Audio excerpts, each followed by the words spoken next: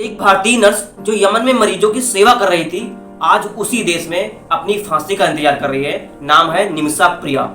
ये सिर्फ एक हत्या का केस नहीं है, ये कहानी उस महिला की जिसने डर के मारे उस व्यक्ति की जान ले ली और अब पूरा भारत देश उस महिला को बचाने में लगा हुआ है। लेकिन सवाल ये है, क्या वाकई में निमिषा को फांसी की सजा मिलनी चाहिए? आइए एनालाइज करते हैं, आखिर यमन में ऐसा क्या हुआ कि इस लड़की को शुरुआत में सपोर्ट करने के बाद फांसी की सजा सुना दी गई। साल 2011 केरल के रहने वाली निमिषा प्रिया यमन के सना शहर में पहुंचती हैं और यमन पहुंचने के बाद वहां के सरकारी हॉस्पिटल में एज अ नर्स वहां पे काम करना स्टार्ट कर देती हैं। शुरुआत में उनके पति भी उनके साथ थे, लेकिन कुछ टाइम बाद उनके पति भारत वापस आ गए और अब वो यमन में अकेली थी। कुछ सालों तक हॉस्पिटल में काम करने के बाद निमिषा अपना खुद का यमन में क्लिनिक खोलने का फैसला करती है। लेकिन यमन में ऐसा रूल है कि कोई भी विदेशी नागरिक आके अपना क्लिनिक नहीं खोल सकता, कम से कम एक लोकल पार्टनर होना जरूरी था। इसी कड़ी में निमिषा की मुलाकात यमन के एक नागरिक तलाल अब्दू मेहदी से होती है। शुरुआत में दोनों ने मिलकर अपना क्लिनिक खोला और बहुत ही अच्छी शुरुआत की, लेकिन जल्द ही ये कहानी एक ट्रेजेडी में बदल गई। साल था 2014। निमिषा के पति यमन छोड़ के इंडिया वापस आ जाते हैं और यमन में निमिषा अकेली थी। उसका फायदा ये व्यक्ति उठाने लगता है। निमिषा का शारीरिक और मानसिक रूप से शोषण स्टार्ट कर देता है। निमिषा का पासपोर्ट भी जब्त कर लेता है ताकि निमिषा यमन छोड़ के भारत वापस न जा पाए। इस प्रकार निमिषा पूरी तरह से इस तलाल मेहंदी के जाल में फंस चुकी थी। अब ये तलाल मेहंदी क्लिनिक की पूरी कमाई खुद रखने लगा और निमिषा को बात बात पर धमकाने लगा।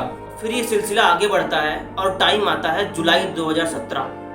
जुलाई 2017 आने पर निमिषा किसी भी तरीके से अपना पासपोर्ट इस तलाल मेहंदी से वापस लेना चाहती थी। इसके लिए इन्होंने इस व्यक्ति को केटामाइन का इंजेक्शन दे दिया, लेकिन इंजेक्शन देते टाइम शायद थोड़ा सा डोज इसका ज्यादा हो गया, जिसके कारण तलाल मेहंदी की ऑन द स्पॉट मौत।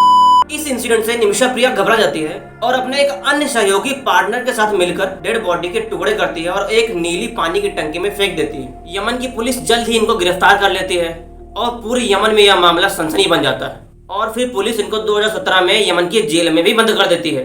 2020 तक ये केस लड़ा जाता है और 2020 में यमन की अदालत ने यह फैसला कर दिया कि अब निमिषा को फांसी की सजा सुनाई जाएगी। अब कोर्ट के इस निर्णय में कहां पे समस्याएं हैं उसको एनालाइज करते हैं। पहली बात, पूरा का पूरा मुकदमा अरबी भाषा में लड़ा गया, जबकि निमिषा की भाषा हिंदी या फिर इंग्लिश थी। दूसरा, निमिषा का जो वकील था वो उतना अच्छा बाइलिंगुअल टैलेंटेड वकील नहीं था, क्योंकि उनके पास वो फाइनेंशियल फ्रीडम नहीं थी कि किसी भी तरीका का वकील वो अफोर्ड कर सके। तीसरी बात, निमिषा के पास कोई लीगल टीम भी नहीं थी जो उनको सजेस्ट कर सके कि आपको अपनी बातें किस तरह से कोर्ट के सामने रिप्रेजेंट करनी है। निमिषा ने यमन में अलग अलग कोर्ट्स में भी अपील की, लेकिन हर एक कोर्ट ने इनकी फांसी की सजा को बरकरार रखा। अंत में निमिषा ने सुप्रीम जुडिशियल कोर्ट में भी अपनी अपील रखी और 2023 में सुप्रीम जुडिशियल कोर्ट ने भी इनकी फांसी की सजा को बिल्कुल वैलिड करार दिया। तो सवाल अब ये उठता है, सुप्रीम जुडिशियल कोर्ट के बाद क्या भारत सरकार किसी भी तरीके से निमिषा की सजा को कम करा सकती है? अब भारत सरकार के सामने सबसे बड़ी चुनौती ये है कि यमन में कोई भी इंडियन एम्बेसी नहीं है। भारत सरकार ने कई बार राजनयिक माध्यमों से बात करने की कोशिश की, लेकिन सामने हूती विद्रोह थे जिनसे निपटना बहुत ही मुश्किल था। अब सिर्फ एक रास्ता था, इंडियन सुप्रीम कोर्ट। निमिषा की मां ने सुप्रीम कोर्ट में अपील किया। इस पर सुप्रीम कोर्ट ने भी पूरी तरह से उनकी बात को खारिज कर दिया। उन्होंने डायरेक्टली हस्तक्षेप करने से मना कर दिया। अब निमिषा के पास सिर्फ एक तरीका बचता है, ब्लड मनी। ब्लड मनी क्या है इसको समझते हैं। ब्लड मनी मुस्लिम कंट्रीज में एक कानून व्यवस्था होती है जिसमें अगर मृतक का परिवार पैसा लेकर माफ कर देता है तो सजा पूरी तरह से टल जाती है। अब इस ब्लड मनी कानून व्यवस्था का लाभ उठाने के लिए निमिषा की मां प्रेमा कुमारी कोर्ट और भारत सरकार की मदद से यमन में जाती हैं और वहां पे जाकर बहुत से लोगों से मुलाकात करती हैं, जैसे यमन के प्रसिद्ध धर्मगुरु शेख हबीब उमर बिन हाफिज।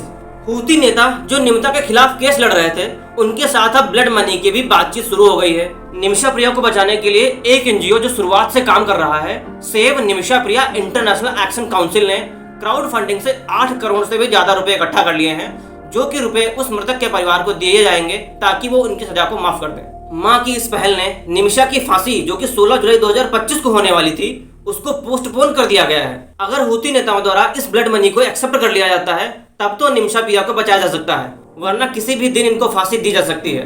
भारत सरकार और सुप्रीम कोर्ट का यह एक्शन ये पूरी तरह से क्लैरिफाई करता है कि हमारी सरकार अपने नागरिकों का कितना ज्यादा ख्याल रखती है। अगर आपको लगता है कि निमिषा को एक और मौका मिलना चाहिए, तो हैशटैग सेव निमिषा प्रिया जो कि ट्विटर पर ट्रेंड कर रहा है, उस पर रीट्वीट करें और हमारे कमेंट बॉक्स में भी हैशटैग सेव निमिषा प्रिया कमेंट करें। और इस वीडियो को हर एक प्लेटफॉर्म ट्विटर, फेसबुक, इंस्टाग्राम सब जगह फैला दें ताकि ज्यादा से ज्यादा इंडियंस आके इनकी सपोर्ट कर सकें और हम अपने एक नागरिक की जान बचा सकें। मैं अपनी तरफ से आपको एश्योरिटी देता हूं कि मेरा वीडियो किसी भी तरीके से अगर आप यूज करते हैं, इवन आप ये फुल वीडियो भी अगर अपने चैनल पे अपलोड करते हैं, तो किसी भी टाइप का कॉपीराइट क्लेम या स्ट्राइक नहीं दिया जाएगा।